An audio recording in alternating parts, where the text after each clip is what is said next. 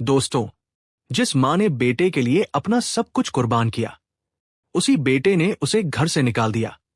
लेकिन अगली सुबह 6 साल के बच्चे ने कुछ ऐसा किया कि उसी पल सब कुछ खत्म हो गया। आखिर उस 6 साल के मासूम ने ऐसा क्या किया जिसने सबको हिलाकर रख दिया? ये जानने के लिए वीडियो आखिर तक देखें। दोस्तों, दिल्ली का लक्ष्मणगढ़ इलाका। सुबह के करीब 6 बज रहे थे। शहर अभी पूरी तरह जागा नहीं था, लेकिन मीनाक्षी देवी की आंखों में रात भर की नींद नहीं थी, सिर्फ दर्द था। 65 साल की मीनाक्षी देवी, जिनके लिए ये घर कभी जन्नत हुआ करता था, आज उसी घर में वो खुद को बोझ समझे जाने लगी थी। 2 छोटे कमरों का ये घर अब उनके लिए एक कैद बन चुका था। दीवारों से यादें पहले ही हट चुकी थी और अब धीरे धीरे उनकी इज्जत थी। गठिया के दर्द से कराहते हुए वो धीरे धीरे अपनी चारपाई से उठीं। आराम करना उनके लिए अब कोई विकल्प नहीं था, क्योंकि अगर बहू नंदिनी के उठने से पहले काम पूरा नहीं हुआ तो आज फिर उन्हें तानों की आग में जलना पड़ता। बिना कोई आवाज किए उन्होंने अपनी पुरानी चप्पल पहनी, लेकिन चप्पल की हल्की सी चट-चट अब भी उन्हें डरा रही थी। घर में अजीब सी खामोशी थी, सुकून वाली नहीं, बल्कि उस तूफान से पहले वाली जो इस घर में हर रोज आता था। वो धीरे धीरे रसोई की तरफ बढ़ी, लेकिन उनकी नजर जैसे ही उस बंद दरवाजे पर पड़ी, उनके कदम एक पल के लिए ठहर गए। उस दरवाजे के पीछे उनका बेटा रमन और 6 साल का मासूम सोनू सो रहा था। वही रमन जिसके लिए उन्होंने अपनी पूरी जिंदगी खपा दी थी। पति के गुजर जाने के बाद लोगों के घरों में काम करके, कपड़े सिलकर, रात रात भर जागकर उन्होंने उसे पढ़ाया लिखाया था। लेकिन आज वही बेटा अपनी मां की सिसकियां भी नहीं सुन पाता था। मीनाक्षी देवी ने गहरी सांस ली और खुद को संभालते हुए रसोई में चली गई। मीनाक्षी देवी ने कांपते हाथों से रसोई की लाइट जलाई, गैस का चूल्हा साफ किया और चाय का पानी चढ़ा दिया। उन्हें याद था कि रमन को सुबह उठते ही अदरक और इलायची वाली कड़क चाय चाहिए होती है। पानी उबलने लगा था। उन्होंने चायपत्ती का डिब्बा उठाने के लिए स्लैब की तरफ हाथ बढ़ाया, लेकिन शायद बुढ़ापे की कमजोरी या रात भर की घबराहट की वजह से उनके हाथ से स्टील का वो डिब्बा फिसल गया। छन्न, डिब्बा सीधे फर्श पर गिरा और चायपत्ती पूरे फर्श पर बिखर गई। आवाज बहुत तेज नहीं थी, लेकिन उस सुबह के सन्नाटे में वो किसी बम के धमाके जैसी लगी। मीनाक्षी देवी का दिल धक से रह गया। उनकी सांसें तेज हो गई। उन्होंने जल्दी से झुककर डिब्बा उठाया और अपने हाथों से ही फर्श पर बिखरी चायपत्ती को समेटने लगी। उनके हाथ बुरी तरह कांप रहे थे। तभी पीछे से एक तीखी, नफरत से भरी और कड़कती हुई आवाज आई, सुबह सुबह चैन से सोने भी मत देना इस घर में। क्या दुश्मनी है आपकी मुझसे? क्या बिगाड़ा है मैंने आपका जो मेरी जान के पीछे पड़ी रहती है?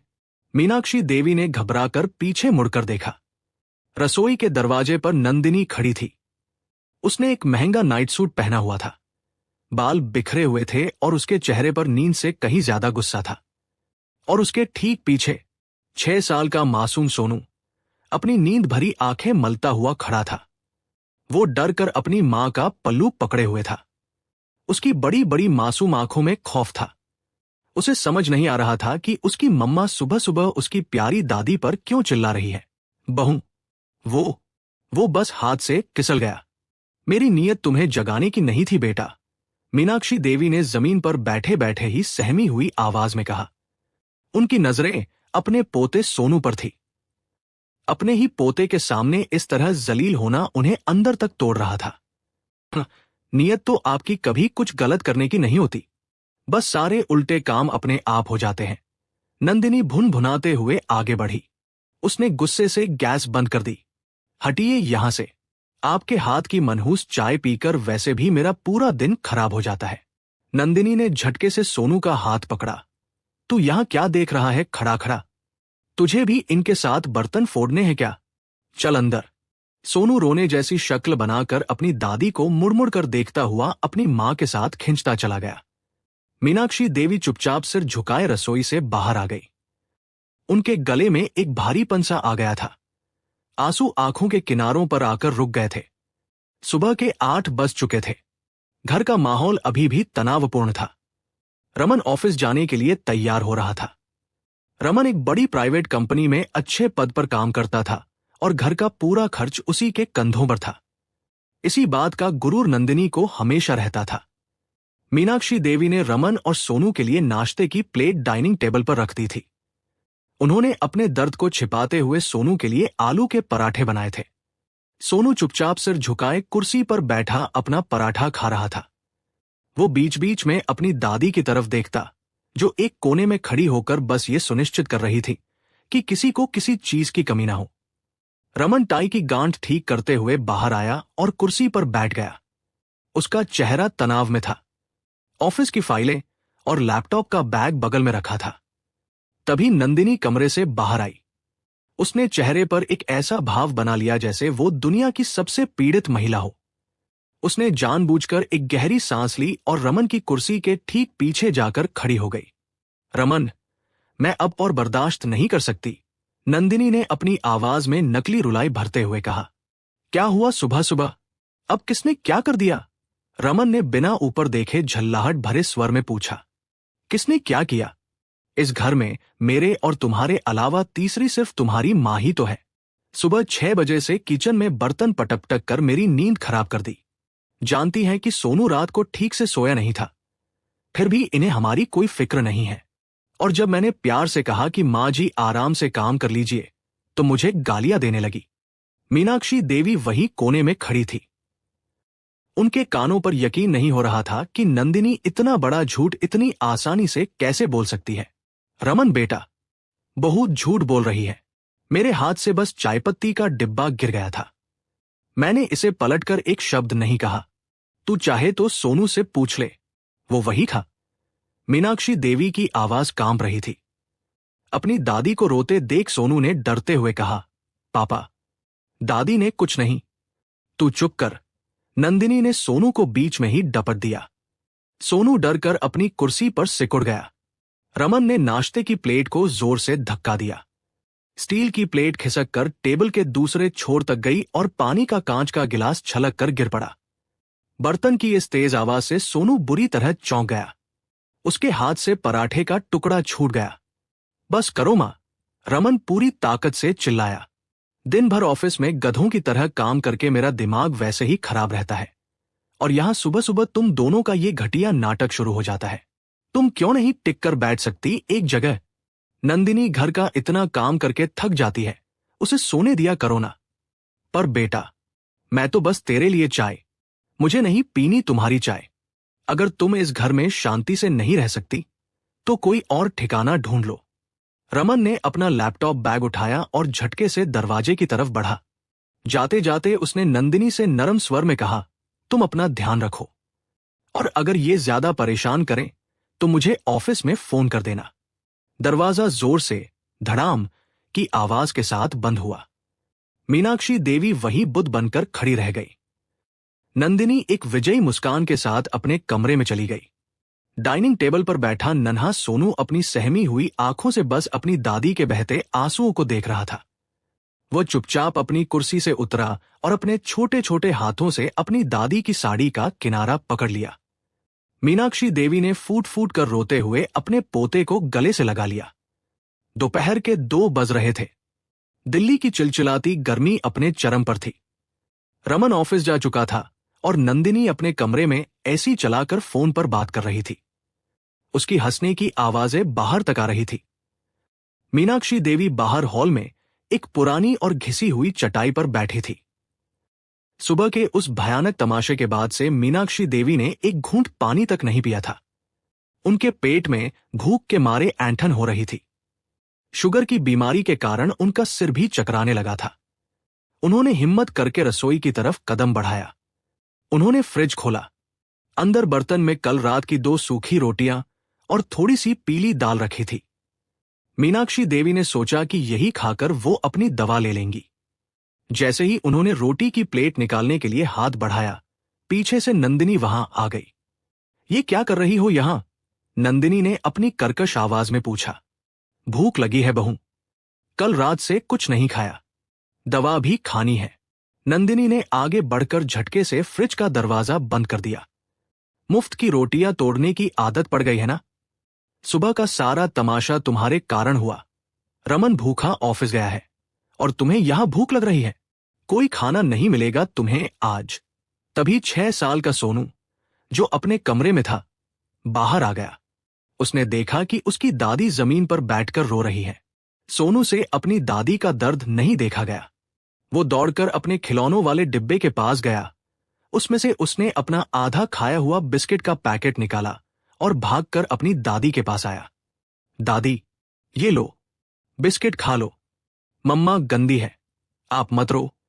सोनू ने अपनी तुतली आवाज में अपनी दादी के आंसू पोंछते हुए कहा। मीनाक्षी देवी का दिल भर आया, लेकिन इससे पहले कि वो बिस्किट ले पाती, नंदिनी का गुस्सा 7वें आसमान पर पहुंच गया। उसने सोनू के हाथ से बिस्किट छीनकर फेंक दिया और उसकी बाह को बहुत जोर से पकड़ा। तुझे बड़ा दर्द हो रहा है इस बुढ़िया का? तुझे भी इनके साथ भूखा मरना है क्या?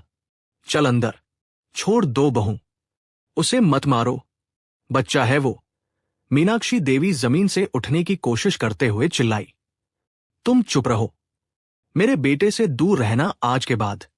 नंदिनी ने सोनू को घसीटते हुए अपने कमरे की तरफ ले गई। सोनू दर्द और डर से जोर जोर से रो रहा था। मम्मा छोड़ो, दादी के पास जाना है। कमरे का दरवाजा बहुत जोर से बंद हुआ। मीनाक्षी देवी वहीं ठंडे फर्श पर बैठ गई। अपने पोते की उन चीखों को सुनकर उनका दिल फटा जा रहा था। वो इस घर में अब एक ऐसा बोझ बन चुकी थी जिसकी सजा उनके मासूम पोते को भी मिल रही थी। शाम के करीब 7:30 बज रहे थे। रमन थकाहारा घर लौटा। उसके सिर में दर्द हो रहा था और वो बस ये चाहता था कि घर जाकर उसे शांति मिले। लेकिन जैसे ही उसने दरवाजा खोला, उसके पैरों तले जमीन खिसक गई। घर के अंदर का नजारा किसी युद्ध के मैदान जैसा लग रहा था। बीच हॉल में एक बड़ा सा सूटकेस खुला रखा हुआ था और नंदिनी उसमें पागलों की तरह अपने और सोनू के कपड़े भर रही थी। वो जोर जोर से रो रही थी। सोनू सोफे के एक कोने में दुबक कर बैठा हिचकियां ले लेकर रो रहा था और हॉल के दूसरे कोने में मीनाक्षी देवी जमीन पर सिकुड़ कर बैठी थी। ये सब क्या है नंदिनी? तुम सूटकेस क्यों पैक कर रही हो? रमन ने घबराकर पूछा। ऑफिस का बैग उसके हाथ से छूटकर जमीन पर गिर गया। नंदिनी दौड़कर रमन के पास गई और उसके सीने से लगकर फूट फूट कर रोने का एक जबरदस्त नाटक शुरू किया। मैं जा रही हूं रमन, मैं इस घर में एक पल भी और नहीं रह सकती। आज तो हद ही हो गई रमन, मेरी जान बाल बाल बची है। क्या मतलब? क्या हुआ है? रमन का धैर्य जवाब दे रहा था। नंदिनी ने मीनाक्षी देवी की तरफ उंगली उठाई। तुम्हारी इस मां ने आज दोपहर में मुझे और सोनू को जान से मारने की कोशिश की। जब तुम ऑफिस चले गए तो इन्होंने मुझसे कहा कि मैं इनके बेटे को इनसे छीन रही हूं और कहा कि आज रात के खाने में वो मुझे और सोनू को जहर दे देंगी। ये सुनते ही रमन के होश उड़ गए। क्या बकवास कर रही हो तुम? मीनाक्षी देवी एक खौफनाक इल्जाम सुनकर अपनी जगह से खड़ी हो गई। रमन, ये झूठ बोल रही है बेटा, सफेद झूठ। भगवान कसम, मैंने इसे छुआ तक नहीं है। जहर की बात तो दूर, मैंने तो सुबह से एक दाना पानी तक नहीं पिया। तू सोनू से पूछ ले, वो सब देख रहा था। रमन ने सोनू की तरफ देखा। सोनू डरा हुआ था। जैसे ही वो कुछ बोलने के लिए आगे बढ़ा, नंदिनी ने झपट कर सोनू को अपनी तरफ खींच लिया। देखा रमन, अब ये औरत मेरे मासूम बच्चे को भी बीच में ला रही है। ये इसे डरा रही है। रमन, मेरी और मेरे बच्चे की जान को खतरा है इस औरत से, नंदिनी चीख रही थी। रमन का चेहरा गुस्से से लाल हो चुका था। उसका दिमाग काम करना बंद कर चुका था। उसने अपनी मां की तरफ ऐसी नजरों से देखा जैसे वो कोई अजनबी हो, कोई अपराधी हो। मां, क्या आप सच में पागल हो गई हैं? आप मेरी बीवी को, मेरे बच्चे को जहर देने की बात कर रही हैं। रमन शेर की तरह दहाड़ा। बेटा, मेरी बात तो सुन। चुप रहिए आप, मुझे आपकी एक आवाज नहीं सुननी। तभी नंदिनी ने अपना आखिरी पासा फेंका। वो सूटकेस की चेन बंद करके खड़ी हो गई। उसने रोते हुए सोनू का हाथ कसकर पकड़ा और दरवाजे के पास जाकर खड़ी हो गई। रमन, आज फैसला तुम्हें करना होगा। नंदिनी की आवाज में अब एक सख्त धमकी थी। या तो इस घर में तुम्हारी ये मां रहेगी, या फिर मैं और मेरा बेटा सोनू। फैसला तुम्हारा है। अगर आज ये औरत इस घर से बाहर नहीं गई तो मैं सोनू को लेकर हमेशा के लिए ये घर छोड़ दूंगी, और मैं सीधा पुलिस स्टेशन जाऊंगी और एफआईआर दर्ज करवाऊंगी कि तुम्हारी मां ने मुझे और मेरे बेटे को जान से मारने की कोशिश की है।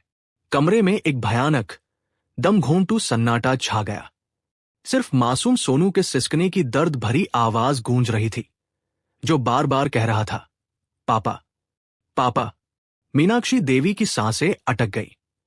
उन्होंने उम्मीद और बेबसी से भरी नजरों से अपने बेटे रमन की तरफ देखा। उन्हें पूरा यकीन था कि उनका बेटा, जिसके लिए उन्होंने अपनी पूरी जिंदगी दांव पर लगा दी, वो इन झूठे इल्जामों में आकर अपनी मां को घर से नहीं निकालेगा। रमन अपनी जगह पर पत्थर की मूर्ति की तरह खड़ा था। उसकी नजरें रोते हुए सोनू पर थी, फिर दरवाजे पर खड़ी पत्नी पर, और अंत में उसने धीरे से अपनी नजरें मोड़कर अपनी बूढ़ी, बेबस, कांपती हुई मां की तरफ देखा। रमन ने एक गहरी सांस ली। उसके चेहरे के भाव पूरी तरह से कठोर हो चुके थे। उसने अपनी मां की आंखों में देखते हुए एक ऐसी बात कही जिसने मीनाक्षी देवी की पूरी दुनिया, उनका वजूद, उनका विश्वास, सब कुछ एक पल में चकनाचूर कर दिया। रमन की उंगली अपनी कांपती हुई मां मीनाक्षी देवी की तरफ तनी थी।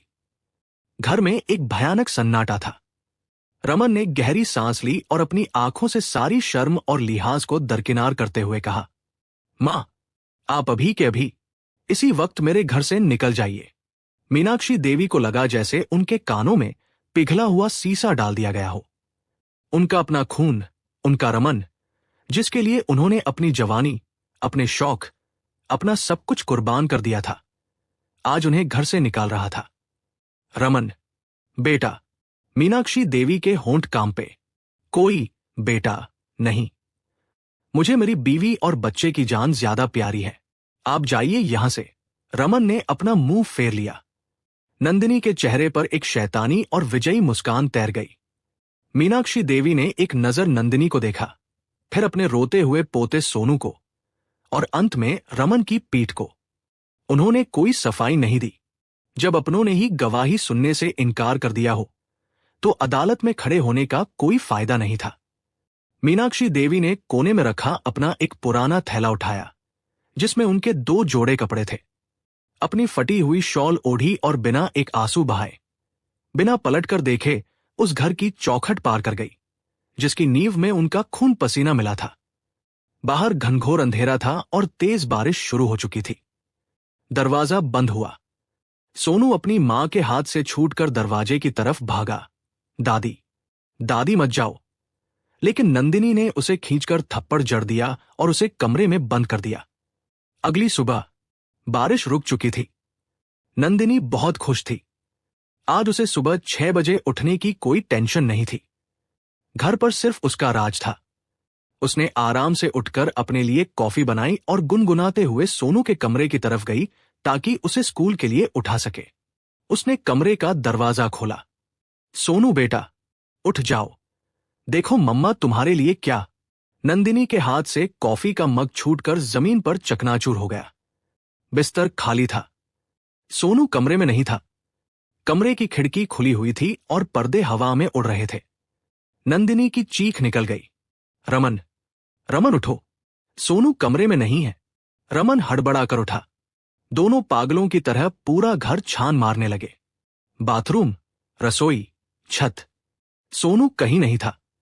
मुख्य दरवाजा अंदर से बंद था, जिसका मतलब था कि सोनू खिड़की के रास्ते बाहर गया था।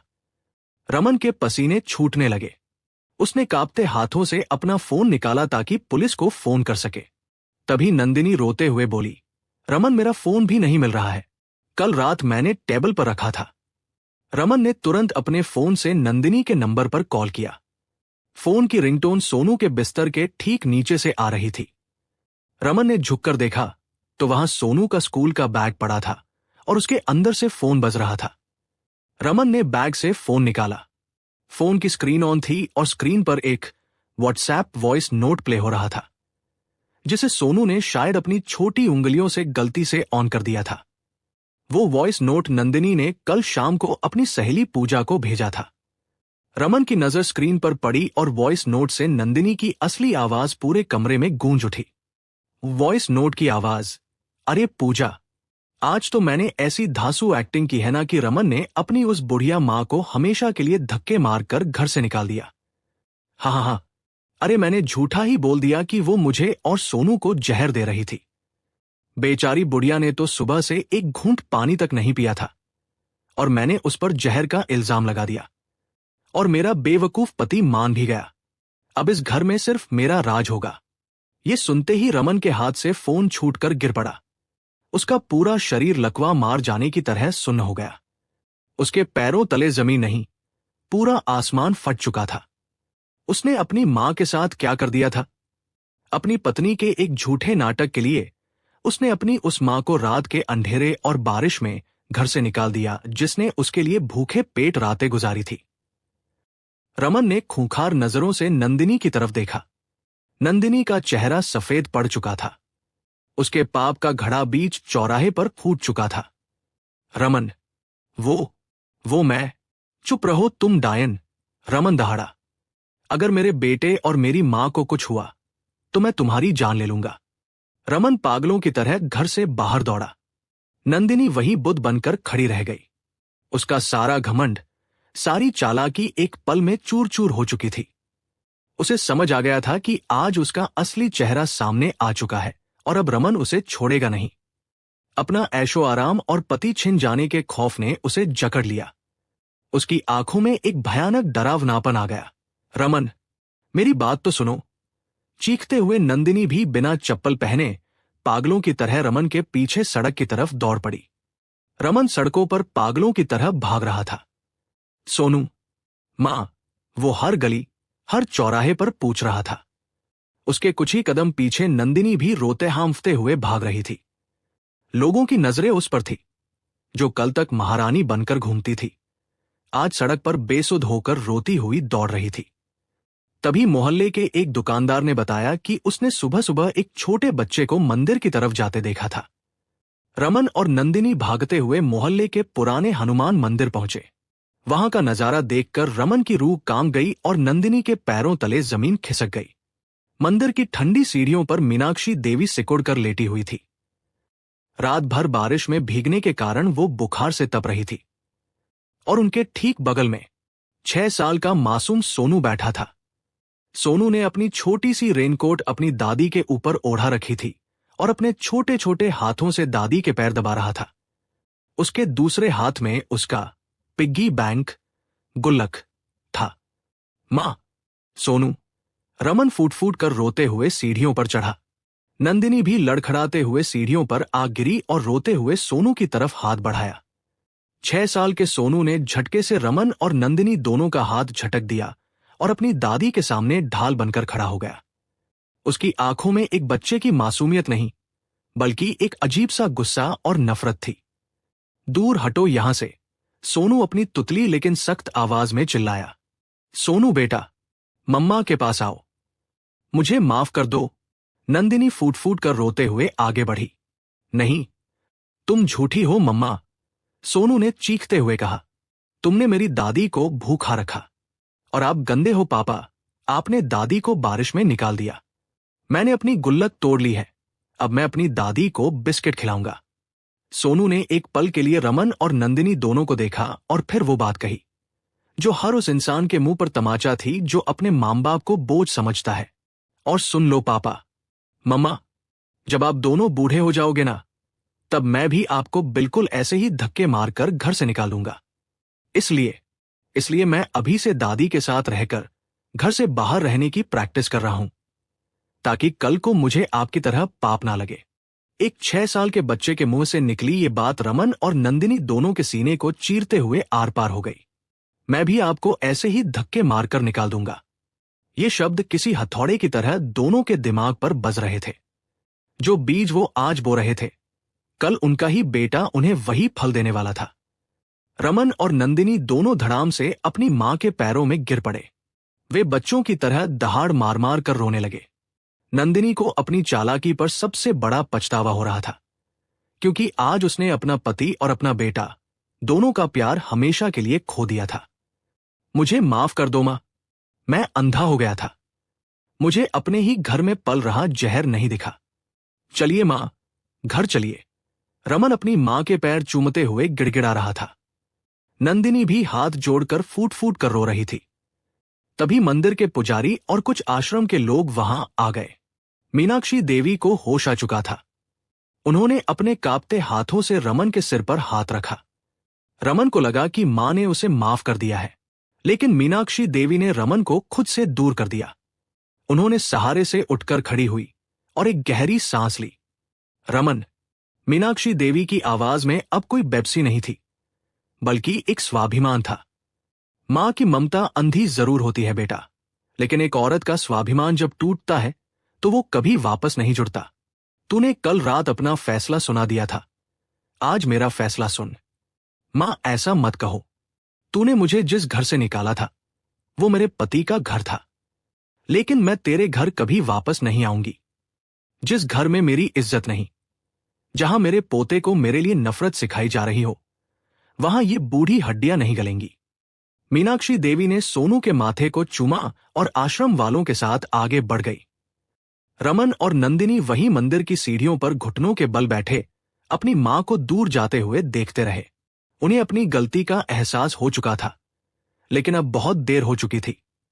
उनके पास एक ऐसा घर बचा था जहां न तो मां का आशीर्वाद था और न ही सुकून, बस जिंदगी भर के लिए एक अनचाहा पछतावा था। दोस्तों, इस कहानी ने हमें एक बहुत ही गहरी और कड़वी सीख दी है। माँ बाप उस पुराने पेड़ की तरह होते हैं जो खुद कड़ी धूप सहकर हमें छांव देते हैं। जो बीज आज आप अपने माँ बाप के लिए बोएंगे, याद रखिएगा कल आपकी औलाद भी आपको वही फल देगी। अब एक सवाल आप सभी के लिए, क्या मीनाक्षी देवी ने रमन और नंदिनी को माफ ना करके और वो घर हमेशा के लिए छोड़कर सही किया, या एक माँ होने के नाते उन्हें अपने बेटे की गलती भूलकर उसे एक आखिरी मौका देना चाहिए था? आपकी इस बारे में क्या राय है, हमें कमेंट में लिखकर जरूर बताएं।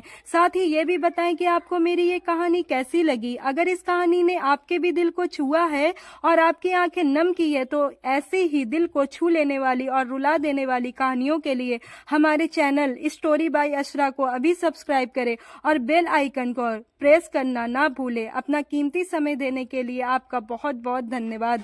मिलते हैं आपसे बहुत जल्द एक नई कहानी के साथ। तब तक के लिए थैंक यू।